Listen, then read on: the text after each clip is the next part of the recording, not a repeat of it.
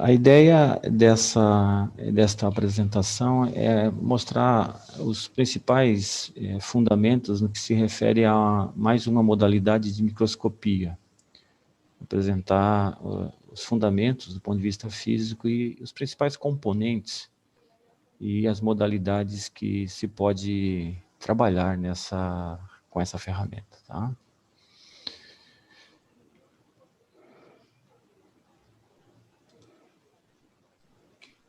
Bom, esse tipo de microscópio, o Scan Probe Microscópio, ele basicamente é uma técnica de microscopia que utiliza uma sonda mecânica para escanear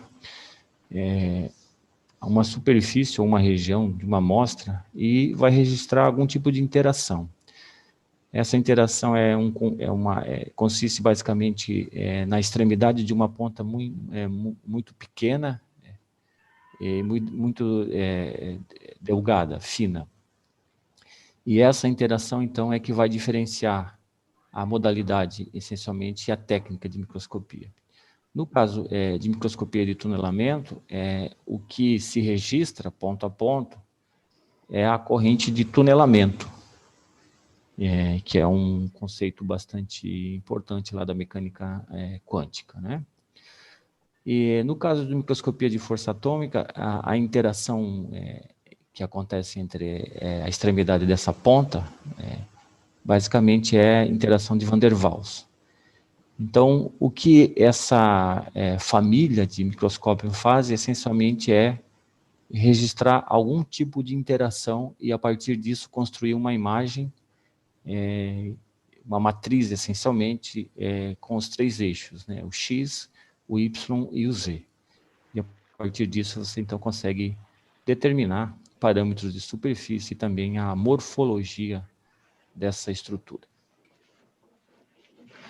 De forma resumida, aqui nós temos, então, as modalidades, né? O Scan Probe Microscópio, que seria o microscópio de força atômica, no modo contato, no modo de vibração, a parte de eletroquímica, que também é possível fazer, que é essencialmente a microscopia num líquido.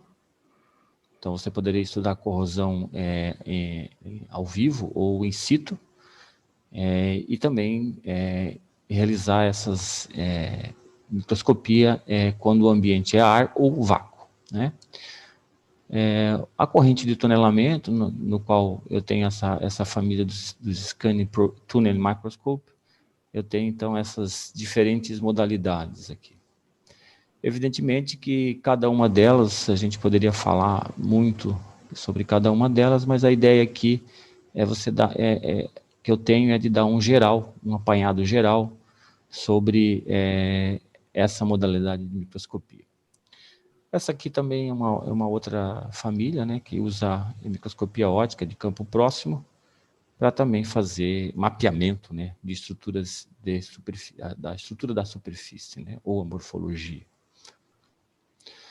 Bom, é sempre bom a gente falar do instrumento óptico mais simples, que em geral nos laboratórios de ciências de materiais, em ciências humanas, laboratórios de química, físico-química, tem, que é um microscópio óptico, né? Então, basicamente, você utiliza os fótons, né, que são, de alguma forma, direcionados através de lentes objetivas, ocular e espelhos, condensadores, diafragmas, na superfície da amostra e, dependendo da modalidade que você está, transmissão ou de reflexão, você gera uma imagem como essa aqui, por exemplo.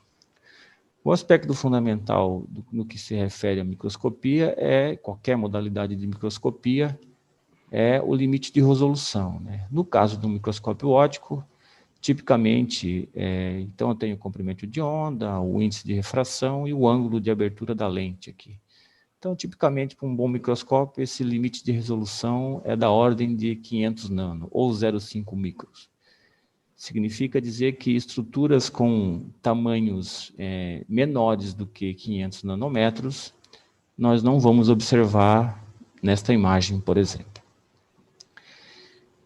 Dito isso, a evolução, né, de conceitos, de fundamentos, no que se refere à conceitos físicos e também de engenharias, se construiu, né, os microscópios eletrônicos, né, que essencialmente utilizam um feixe de energia de elétrons monocromático com basicamente uma energia bem definida, no qual você gera a partir de um canhão de elétrons, que basicamente isso é uma lente eletrostática, cuja função é dar a energia cinética a esses elétrons. Aí eu tenho um conjunto de lentes que são responsáveis basicamente por condensar esse feixe, corrigir a simetria em relação à forma desse feixe e também realizar todo o sistema de escaneamento, né, ou de varredura na amostra, juntamente com detectores. Isso eu acredito que vocês, ao longo dessas apresentações, tenham discutido bem mais a fundo do que propriamente eu conheço.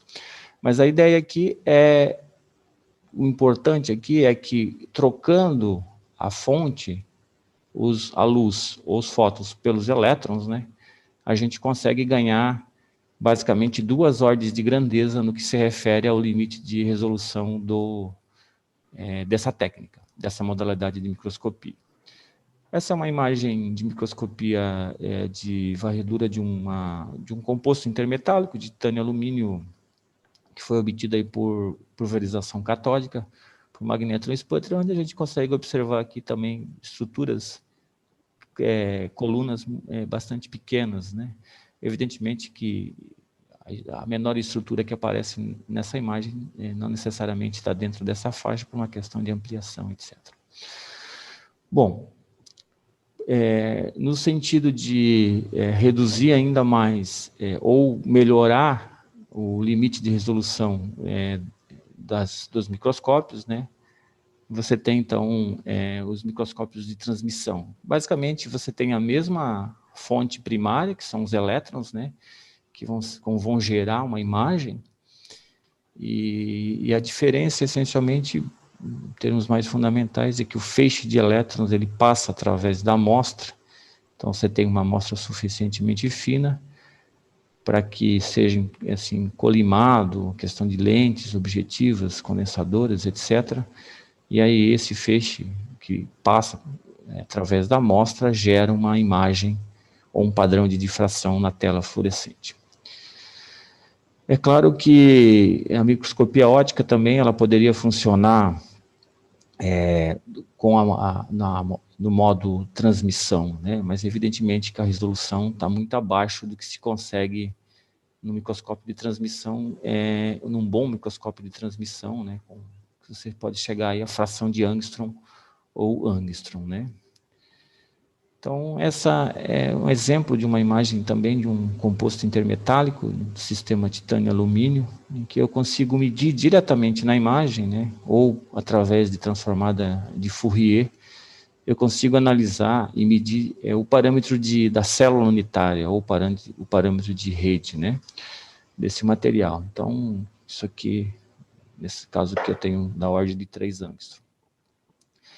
Então, esses instrumentos que usam elétrons, é evidente que quanto melhor for o instrumento, a questão do custo, como a gente sabe, vai aumentando de forma exponencial. Do ponto de vista de aplicação prática, no que se refere a objetos, ou tamanho de objetos que eu consigo enxergar, né, ou questão de você determinar essa estrutura da superfície, partindo do microscópio óptico, eu consigo ver estruturas da ordem de milímetros, né, ou dezenas de milímetros, até da ordem de microns, né, ou fração de microns. Né? Mais ou menos a mesma faixa de operação que tem os perfilômetros. Né? E aí, mudando aqui, essencialmente o que eu tenho aqui é luz. Né? Então, o que limita, basicamente, a resolução desse é o comprimento de onda da luz, em termos mais grosseiros. Né? Quando eu troco a fonte, os fótons pelos elétrons, eu consigo, então, ampliar essa faixa de operação, chegando aí a observar estruturas, como eu disse, na ordem de 2 a 5 nanos para os microscópios que usam um canhão com uma emissão de campo. Os 100 que usam um filamento, né, de tungstênio, por exemplo, a resolução é um pouco abaixo. mas isso essencialmente tem a ver com a fonte primária, questão de energia, enfim. Os Atomic Force Microscope, eles permitem visualizar estruturas aí com tamanhos ou áreas, partindo de áreas na faixa de 200 por 200 micrômetros, até fração ou da ordem de angstrom, né? Em termos de intervalo prático ou área, ou que seria equivalente a gente falar em termos de ampliação, né? Bom, os transmissão, eles estão na faixa de 10 micrômetros até, como eu falei, tem resolução aí do ponto de vista atômico, né? Consigo ver a nuvem eletrônica, essencialmente, e determinar parâmetros de rede, célula unitária, etc. Juntando esses instrumentos, né? Então eu teria os objetos assim macroscópicos, como planetas, satélites. Eu poderia ter observação direta desses asteroides, ou até mesmo da Lua, por exemplo, ou eu posso fazer observação remota usando sondas e outras técnicas, né, que essencialmente as agências espaciais americanas e russas fazem, chinesas também. Partindo para reduzindo o tamanho dos objetos que a gente consegue, que deseja observar, porque o sistema óptico humano também tem um limite de resolução, né? Então, tipicamente, o limite de resolução do olho humano ele é limitado pelo diâmetro da pupila dos olhos de uma pessoa, e isso dá mais ou menos em torno de 50 micrômetros, né? Então, se você consegue enxergar o diâmetro de um fio de cabelo, por exemplo, se você colocar aí a uma distância de uns 40, 30 centímetros, dependendo de cada pessoa. Quando você parte para estruturas menores, você vai ter que usar esses microscópios, então a ideia é que você conheça muito bem os fundamentos do ponto de vista físico e também do ponto de vista prático, operacional desses microscópios. Então a ideia aqui é essencialmente a gente falar um pouco sobre os microscópios de força atômica, tá? Então, apresentar, essencialmente, né, quais são esses princípios mais básicos, mais fundamentais, que são empregados aí para se construir um STM, por exemplo, ou um Atomic Force Microscope. E, evidentemente, qualquer técnica de microscopia, o aspecto importante para o usuário é qual é a resolução espacial, né? Para que ele, dentro da aplicação que ele tenha, ele consiga observar. Então, se você quer estudar DNA, por exemplo, o tamanho dessa estrutura e a resolução da técnica de microscopia, a combinação disso é que vai te permitir obter imagens dessas estruturas, né? E também dá uma descrição, assim, no que se refere aos microscópios de força atômica, os modos de operação, né? Dentro dessa família aqui, eu tenho várias modalidades que essencialmente diferem pelo tipo de interação. Uma interação elétrica, uma interação magnética, a força de atrito, por exemplo. Então, isso tudo tem as suas... dentro dessa modalidade, eu tenho as divisões, e essas divisões são os modos de operação. Assim como o microscópio eletrônico de varredura tem os elétrons secundários, os elétrons retroespalhados, em microscopia de força atômica eu também tenho diferentes modalidades. Em termos de cronológico, né, a criação, o advento também, quem primeiro, assim, usando dispositivos e materiais de engenharia disponíveis na época, o Gerd e o Hohner construíram em 1986, né, o primeiro microscópio de tunelamento, né, que basicamente foi usado aí para reconstruir estruturas de filmes de ouro e outro composto. Eles eram pesquisadores da IBM e mais tarde, né, eles ganharam essencialmente o Prêmio Nobel pelo advento, né, dessa modalidade de microscopia. O fenômeno a corrente do tunelamento, essencialmente, é um conceito físico lá de 1900. Entretanto, a criação do dispositivo do Atomic Force Scanning Probe Microscope, em 1982, mais ou menos, ele foi limitado pela questão do material na construção de um importante componente do microscópio desses microscópios que são os scanners, né? Que são cerâmicas piezoelétricas que até essa data eles não eram assim tão fáceis de conseguir do ponto de vista de processos, né, de fabricação de materiais. Então, por isso que essa janela de mais ou menos de 82 anos, mais ou menos, ela está vinculada à criação desses materiais, tá? O mesmo conjunto de autores, né? E mais tarde, em 86, eles publicaram outro trabalho também já com a família já envolvendo Atomic Force Microscope, que aí o tipo de interação essencialmente é diferente. Então aqui eu tenho corrente do tunelamento no Scanning Tunneling Microscope e aqui eu tenho a força de Van der Waals essencialmente aqui. Em termos de conceito, né, ou de fundamento, eu tenho esse material aqui, a gente vai discutir um pouquinho o funcionamento dele na sequência, mas essencialmente são os materiais piezoelétricos que são usados aí em sensores de airbag de automóveis, as antigas vitrolas de disco de vinil também usavam esses sensores piezoelétricos. As células de cargas também utilizam esses materiais. Mas juntar tudo isso num único componente, num scanner propriamente dito, se conseguiu isso por volta de 1980.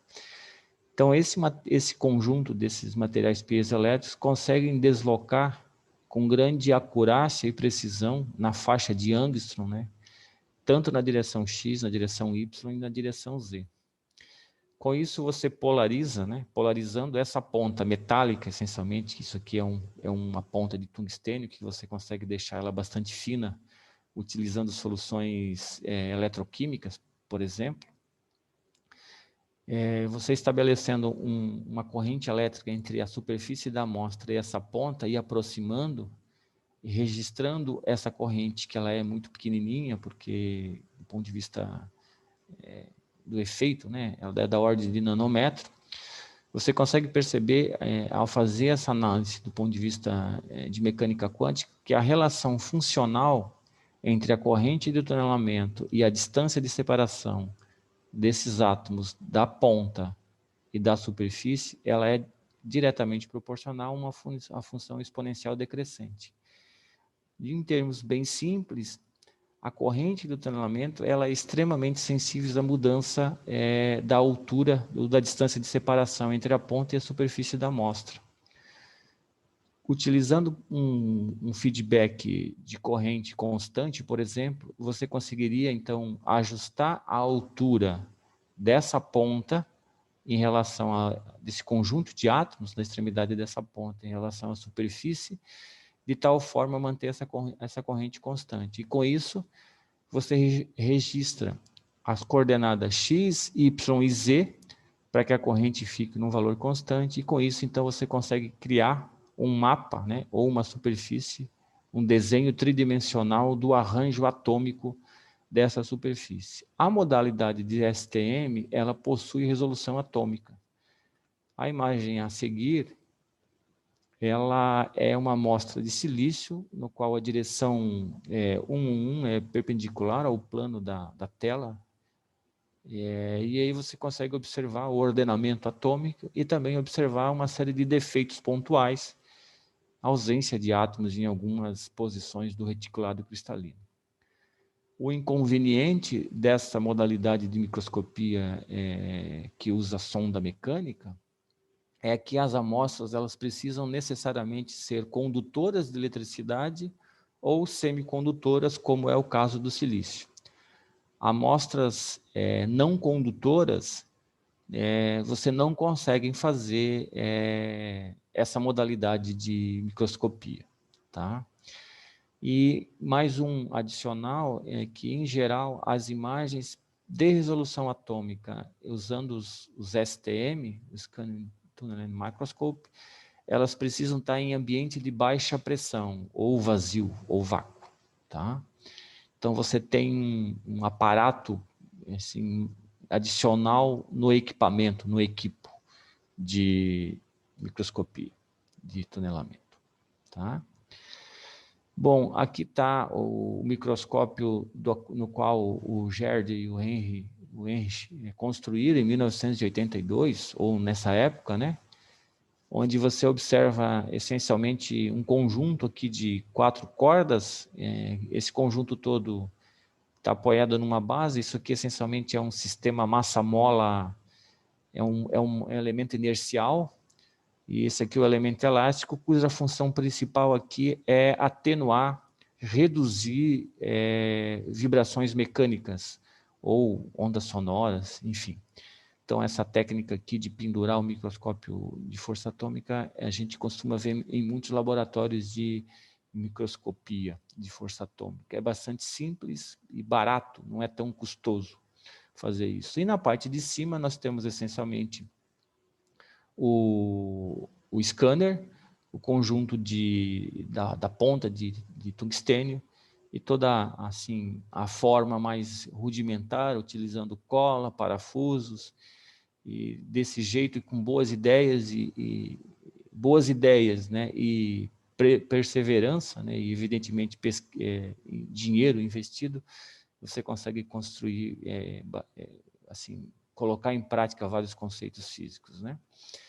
Para quem for visitar a Inglaterra, esse dispositivo está no Museu de Ciência, no Reino Unido, tá? Está lá disponível para observação. Evidentemente que o momento não é muito adequado, né? E talvez você nem consiga entrar na Inglaterra hoje. Bom, os microscópios de força atômica, né? Agora a gente está falando de uma outra família de microscópio que usa essencialmente agora a interação de Van der Waals, né? Eu tenho 3 modos principais de operação, tem mais, mas existem mais, mas eu não vou comentar aqui, que é o FM de contato. Nós vamos definir do ponto de vista físico, para a aplicação de microscopia de força atômica, o que é o contato entre 2 superfícies, o contato intermitente e o sem contato, tá? Cada uma delas tem as suas particularidades, vantagens e desvantagens, tá? Então, amostras estruturas mais duras, no que se refere à propriedade mecânica, a modalidade de contato é mais indicada. Estruturas mais sensíveis, como uma asa de uma mariposa, por exemplo, você tem essa possibilidade de analisar a estrutura que tem na superfície de uma asa de uma borboleta ou de uma mariposa, tá? Evidente que o aspecto importante é a interação, né? A interação de Van der Waals é então que vai reger, vai permitir, né, a obtenção de imagens.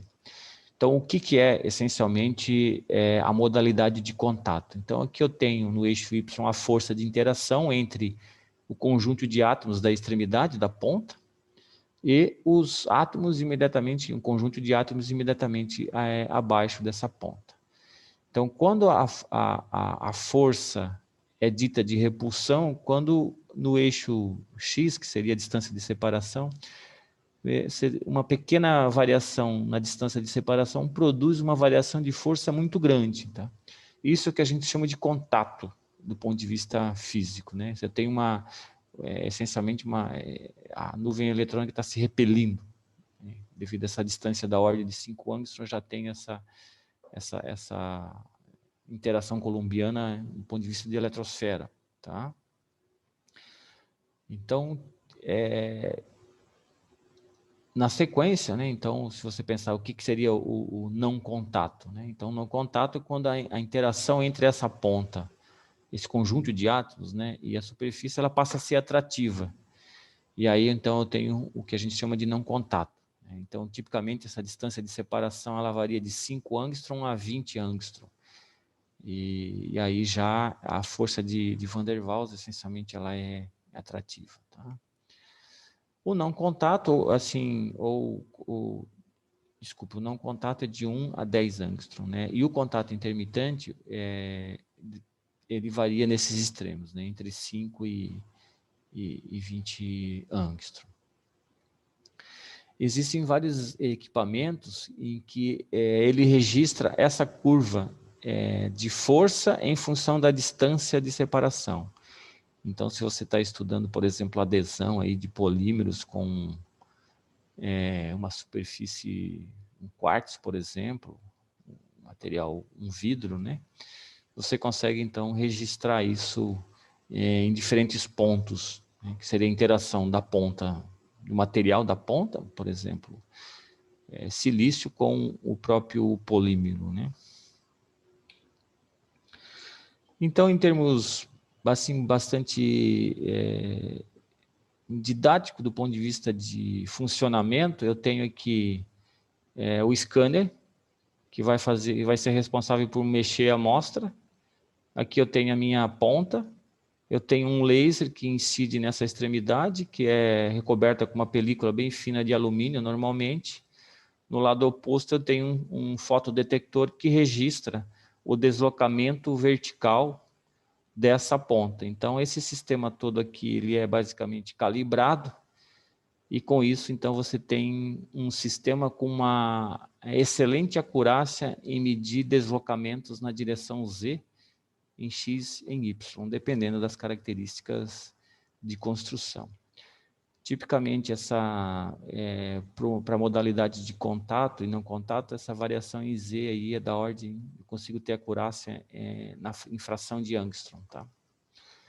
Então, algumas imagens aí de algumas estruturas. Isso é um vídeo que eu peguei do YouTube, que, do ponto de vista didático, é bastante eficiente, ao meu ver. Então, aqui as partes principais, né? Eu tenho o scanner, que basicamente são materiais piezoelétricos, PZT. O fotodetetor, posso ter de 2 partes, de 4 partes, muda um pouquinho de equipamento a equipamento, do tipo de modalidade. O laser, e esse laser incide numa viga, essa viga é uma haste, essencialmente. Ela pode ser em I ou ela pode ser em V, tá? E dependendo da aplicação que você quer ou da modalidade que você quer operar.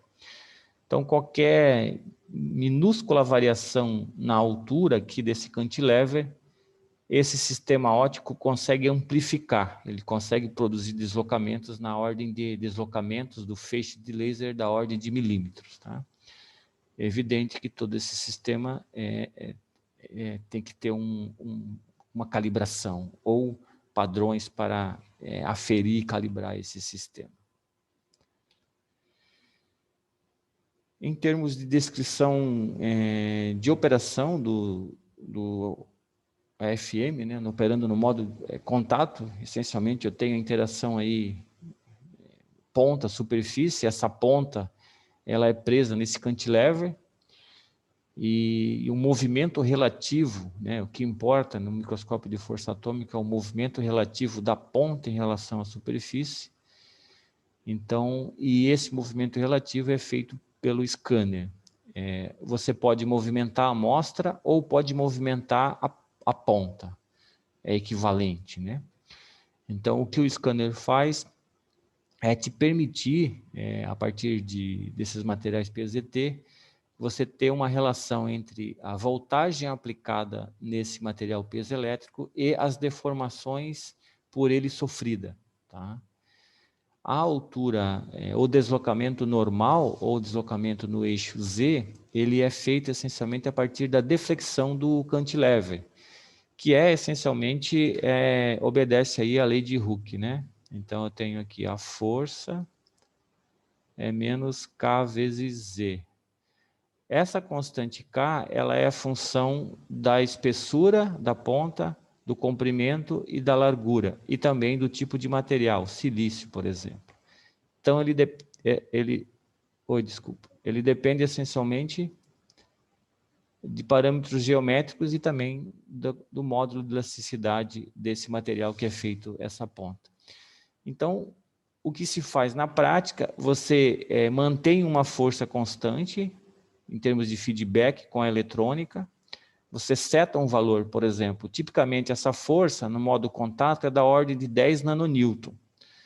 Então, o que o sistema faz, conhecendo essa constante elástica, você pode informar para ele esses parâmetros geométricos, você pode medir facilmente isso no microscópio eletrônico, e aí ele ajusta a altura Z para que a força chegue no valor setado.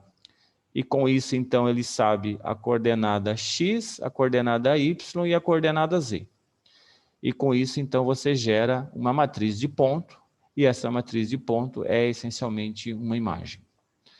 A grande vantagem da modalidade de AFM no modo contato é que você pode realizar ela em impressão atmosférica. A desvantagem é que a ponta fica submersa, ela fica dentro de uma fina camada de água absorvida na superfície da amostra. Mas no caso da modalidade de contato, isso não atrapalha se você não quer imagens com resolução atômica. Se você quer imagens assim, fora dessa faixa de operação, você pode fazer impressão atmosférica.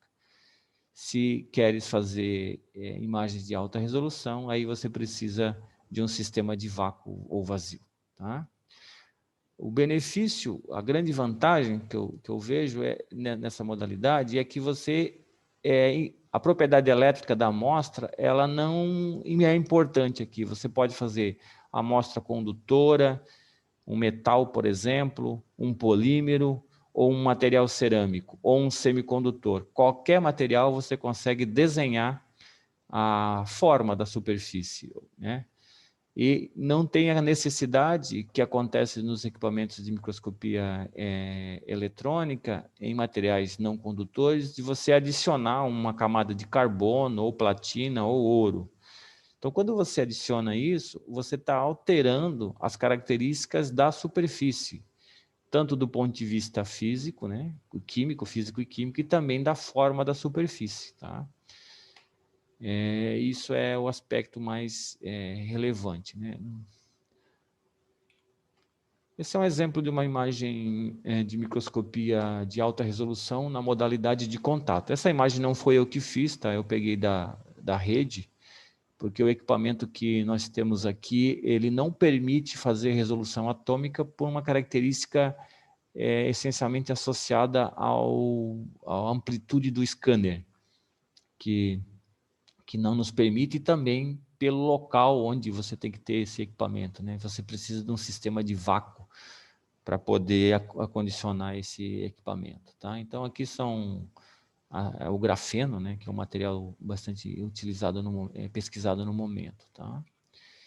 Esse é um trabalho que o grupo fez envolvendo esfoliação de folhas de grafeno, tá? Tem toda uma caracterização, microscopia eletrônica, transmissão e microscopia de força atômica. A microscopia de força atômica aqui, ela foi usada para medir quantas folhas de grafeno estavam empilhadas uma sobre a outra, tá? Então, se fez um trabalho estatístico aqui de medir essa quantidade de folhas, né, para classificar o material como sendo grafeno ou não, né, segundo a classificação usual. A modalidade de contato intermitente, né, que ela, em alguns pontos da amostra, a ponta toca de maneira bem delicada, né, e isso, em geral, não causa dano à estrutura da amostra. Então, a grande vantagem dessa técnica é que você consegue enxergar aquilo que eu falei, por exemplo, de uma estrutura de uma asa de uma mariposa, tá? Nesse sistema você tem um material, um sistema elétrico que injeta um sinal no material piezoelétrico e força essa viga aqui a ficar subindo e descendo. Então você, conhecendo essa amplitude, você pode medir essa amplitude no fotodetector, né, nesse sensor aqui, e aí você pode criar um feedback, por exemplo, de manter a amplitude RMS constante. Então, dependendo do tipo de interação que essa ponta tem, ela atenua esse sinal, essa amplitude aqui, e o sistema ajusta a altura Z para manter a amplitude RMS constante. E com isso você cria um mapa, uma matriz de pontos X, Y e Z, que te permite desenhar essas estruturas. Tá?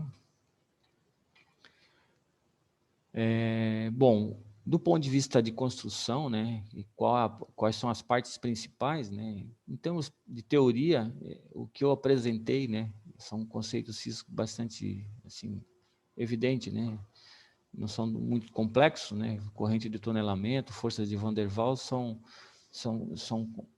conceitos bastante entendidos, né, mas o grande obstáculo, essencialmente, foi na parte de construção, como eu já mencionei lá no início, com o primeiro STM, foi a parte de engenharia, desenvolver esses materiais piezoelétricos. Tá? A parte de vibração mecânica, isolar esse equipamento do solo é algo importante que muitas vezes você não consegue fazer. Então, eu tenho a parte de eletrônica, os conversores analógicos, digitais, o scanner, que é responsável aí por fazer a varredura, né, movimentar a amostra, a ponta, o sensor de viga, o sensor de força, que é essencialmente essa viga em conjunto com o laser, a parte de microscópio óptico, que te ajuda na aproximação dessa ponta em relação à superfície, ela acaba ajudando o operador, uma mesa coordenada que permite ao usuário escolher, via microscópio óptico, uma região específica da amostra, e o sistema de mesa antivibratória, isolação acústica e isolação térmica, que são fundamentais do ponto de vista de um bom funcionamento desse equipamento. Esse é o equipamento que nós temos aqui na universidade, é um equipamento da NanoSurf, isso aqui é uma mesa antivibratória. Aqui eu tenho uma mesa que não é coordenada, mas você consegue movimentar ela com a mão. E essa coisinha pequenininha que cabe na palma da sua mão é o microscópio de força atômica. A parte de eletrônica e a parte de aquisição de imagem via computador. Tá? Esse seria, então, o diagrama de bloco. Tá? Tem os materiais piezoelétricos, PZT, a ponta, controlador conversor analógico digital e toda a parte de análise de sinal, gerar gráfico, interface eletrônica. Tá? O material assim, que limitou, né, a construção disso foram os materiais piezoelétricos, né, que são basicamente transdutores mecânicos. Existem várias aplicações disso, como mencionei antes, né, que basicamente converte um campo elétrico em deformação mecânica. Né? Você pode reverter esse princípio também. Você pode induzir uma deformação mecânica nesse material e ele vai gerar um campo elétrico com uma diferença de potencial. No caso do AFM, você quer aplicar uma diferença de potencial e gerar uma deformação. Então, aqui, quando você liga essa fonte, né, você aplica um campo elétrico dentro desse material e o material se expande ou se contrai, dependendo da polaridade dessa fonte, ou do sentido do campo elétrico. Então, basicamente, a relação entre essa contração relativa e o campo elétrico é uma relação linear, é mais ou menos linear. Depois nós vamos ver que não é bem assim do ponto de vista prático, tá? E as consequências que isso tem em termos de formação de imagem. Então, basta inverter o sentido de polarização que você consegue comprimir esse material. Então, esses coeficientes, né, esses valores dessas constantes que aparecem aqui, dessa constante K, elas são por volta de 0,1 ou 1 angstrom por volt. Então, você consegue ter um bom controle da posição da amostra nas 3 coordenadas. Tá? Então, por esse motivo, é que você consegue ter resoluções atômicas utilizando os STM e também os AFM na modalidade de contato. Tá? Então, você tem um conjunto, né, de cerâmicas que são responsáveis por movimento na direção Z, na direção Y, que seria o plano XY, e todos eles acoplados no mesmo tubo, no mesmo sistema mecânico. E as implicações desse acoplamento mecânico na imagem a gente vai ver na sequência. Tá? Então, conforme o processo de fabricação, a gente consegue ter diferentes constantes de deformação desses materiais, tá? Essencialmente, tem vários processos para isso. Bom, o tamanho, quando a gente olha uma imagem num artigo de microscopia de força atômica, um parâmetro importante é o tamanho de pixel. Aliás, qualquer imagem, né, em microscopia em geral, né, qual é o tamanho de pixel? No caso de uma imagem de AFM, como é que se faz, né, a aquisição dessa imagem? Você aplica o campo elétrico num sentido, você tem um movimento no eixo X. Aí você remove o campo elétrico, inverte o sentido do campo elétrico, ele vai retornando à posição inicial. Aí você dá um pequeno incremento no eixo Y e aplica novamente a tensão no eixo X. E com isso, então, você vai escaneando, ponto a ponto, a superfície da amostra. O tamanho de pixel de uma imagem, essencialmente você pega o comprimento L da imagem, que normalmente todas as imagens de FM elas são quadradas, esse L são a mesma dimensão, né? Mesmo tamanho. Então você divide esse comprimento L pelo número de pontos da imagem. Então, com isso você define o tamanho de pixel. Estruturas menores que o tamanho de pixel da imagem você não consegue observar. Então, melhorando o número de pontos da imagem e também as características da ponta, você consegue, então, melhorar a resolução X, Y e Z da sua imagem. Tá?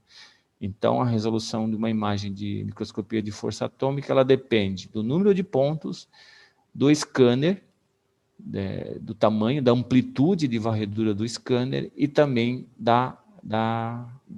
tamanho de pixel. Tá?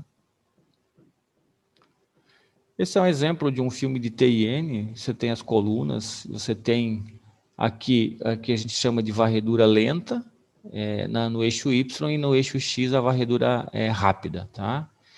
Essa linha que ele vai e volta, ela não necessariamente é a mesma linha, ele tem um pequeno offset, tá? Por razões técnicas aí, mas do ponto de vista de cerâmica. Então, uma imagem de AFM, nós temos o tamanho, 5 por 5 nesse caso, e um pallet, né, de cor aqui, em que dá a variação de altura. Tá?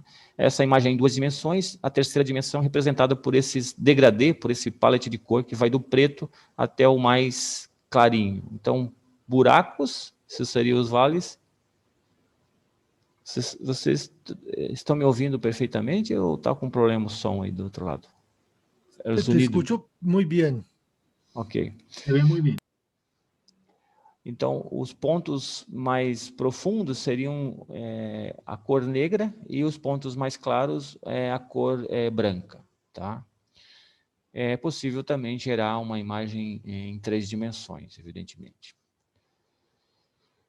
Em termos práticos, né, aqui é uma amostra que a gente usa como calibração, a gente tem esses padrões de calibração fornecidos e, só para exemplificar, tipicamente a resolução dessa imagem, nesse caso, ela está essencialmente limitada pelo tamanho de pixel. Né? Então, você tem um tamanho de 160 micrômetros por 160, dividindo por 512 pontos, você tem um tamanho de picos de 310 nanômetros. Estruturas menores que 310 nanômetros você não vai observar nessa imagem. Você pode reduzir a área de varredura, e com isso você reduz o tamanho de pixel, e aí a resolução da imagem passa a depender também das características da ponta, da forma da ponta, da razão de aspecto dessa ponta. Tá? Então, aqui a gente pode medir o período dessa estrutura e também a profundidade e verificar o quão confiável ou quão calibrado o seu microscópio está. Em geral, a gente faz isso de maneira periódica. Esse período é, em geral, semestral. Esse material que é usado, né, o titanato de zircônio e chumbo, os materiais PZT, né, eles podem ser feitos por metalurgia do pó, no qual, durante a sinterização, você aplica um campo elétrico externo, e isso você induz uma polarização elétrica permanente no material, em que é limitado pela temperatura de Curie em torno de 150 graus. Tá? Eles podem ser em termos de estruturas cristalinas ou amorfas, tanto de materiais cerâmicos quanto de polímeros, tá? E a rigidez deles, em termos mais moles ou mais duras, também você consegue controlar durante esse processo de sinterização. O inconveniente que essa modalidade tem é um fenômeno causado pelos materiais piezoelétricos, que a relação que eu apresentei antes, como eu havia mencionado, ela não é linear, ela sofre o que a gente chama de um ciclo de esterese, ou um laço de esterese. Quando você aplica o campo elétrico e remove o campo elétrico, as posições que o scanner toma em função da voltagem não coincidem. Isso gera um deslocamento da imagem quando você faz a aquisição, tomando os pontos de ida da ponta em relação à superfície e tomando os pontos em que ela volta. Você pode fazer a aquisição da imagem desse conjunto de 2 pontos. Então, você tem o trace, que a gente chama de trace, que seria a ida, e o retrace, que seria a volta. Quando você subtrai as duas imagens, você vai ver um deslocamento. Esse deslocamento é devido à não linearidade devido aos materiais piezoelétricos, tá? Isso tem a ver lá com os domínios elétricos, interação entre grãos, enfim, tem a origem, né? Não vou mencionar isso aqui. Então, a consequência prática é que a amostra, os pontos dessa amostra não ficam igualmente espaçados, tá? Isso acontece, né, evidentemente, no plano XY. Na altura Z, isso causa também erros na medida da altura, tá? Então, por isso a necessidade de calibração. O outro efeito também que acontece é o creep, né, que devido a essas mudanças que você aplica um offset muito grande de tensão no scanner, o movimento é mais rápido no início e depois é mais lento no final. Tipicamente, esse tempo aqui é da ordem de milissegundos e aqui é da ordem de segundos, chega até minutos isso aqui. E isso gera esses deformações, esses borrões na imagem, tá? Devido ao fenômeno de creep, que está essencialmente relacionado aí a offsets grandes na tensão e também mudança do centro de varredura da imagem, né? Você pode deslocar o centro de varredura para um ponto de interesse da sua amostra, e com isso, no estágio inicial de varredura, você vai ter esses borrões. Então, faz-se necessário, portanto, você desprezar essa primeira imagem e ficar com a próxima, tá? Em termos práticos. O outro fenômeno é o envelhecimento, o aging da cerâmica. Se você não usar uma FM, você vai ter que descartar o material piezoelétrico, porque ele vai perdendo essa propriedade, tá? Então, se você tem um FM e não usa, seguramente o PZT já não funciona mais. E o outro fenômeno é o acoplamento que tem devido às 3 cerâmicas que são responsáveis pelos 3 eixos, né, X, Y e Z. A hora que você faz a varredura, isso não é um plano, você tem uma calota esférica, uma parte de um paraboloide. Mas você consegue fazer correções via software ou via hardware para eliminar esses fenômenos de esterese e também de cross-coupling, tá? Então, esses processos de correção via software é através de calibrações dos materiais piezoelétricos, não tem tanta acurácia. Usando hardware você consegue melhorar sensivelmente a acurácia disso e eliminar a esterese para menos de 1%. Tá? Isso você pode usar sensores óticos ou sensores capacitivos acoplados ao próprio microscópio. O inconveniente disso é que você vai precisar de mais plata no bolso para comprar esse microscópio. Bom, as pontas são feitas por processos de microfabricação, tá? Basicamente você tem um substrato, um cantilever e aqui está a sonda, a probe. É essa probe aqui que vai interagir com a superfície da amostra, tá? Eu posso ter materiais silício, nitrito de silício. O silício tem as vantagens, a principal desvantagem do nitrito de silício é que é feito por filme fino, então tem muita tensão residual na película, e isso acaba limitando assim, a acurácia na medida da constante elástica, enfim. Em termos de geometria, você tem piramidal ou cônica, cantilever em V, cantilever em I, e aí você pode ter contato, não contato, modo magnético, por exemplo. Tá? E, logicamente, se você tem muita plata no bolso, nos bolsillos, você pode comprar pontas especiais, feitas, por exemplo, por ataque eletroquímico no silício. Você consegue melhorar muito a razão de aspecto. Então, essa ponta aqui ela é bastante comprida e bem fina.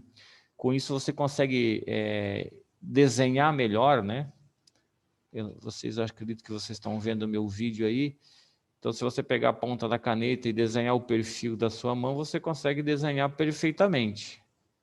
Agora, se você pegar o seu dedão e tentar desenhar, a acurácia já não vai ser tão boa dos detalhes que tem nesses vales e picos aqui. Tá? Então, seria o efeito que a ponta tem na qualidade da imagem, na resolução da imagem. Tá?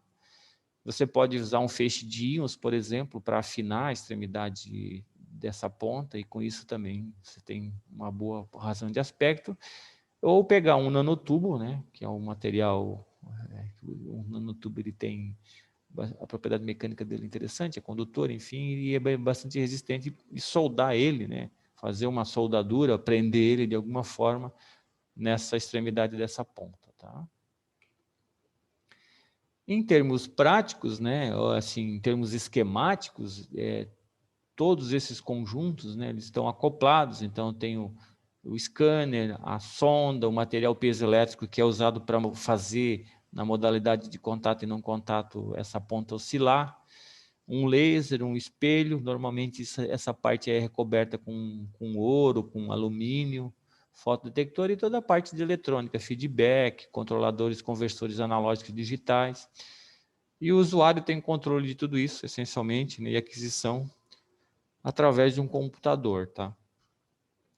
Existe uma grande faixa de valores de operação dos scanners, eles podem ir desde 200 micrômetros até angstrom, tá? 5 angstrom. Tá? Então, você pode comprar um equipamento e comprar, os opcionais seriam diferentes scanners. E com isso, então, você consegue mapear um intervalo de aplicação melhor, né? De pesquisa ou de amostras que você consegue varrer, né? Ou escanear, ou medir.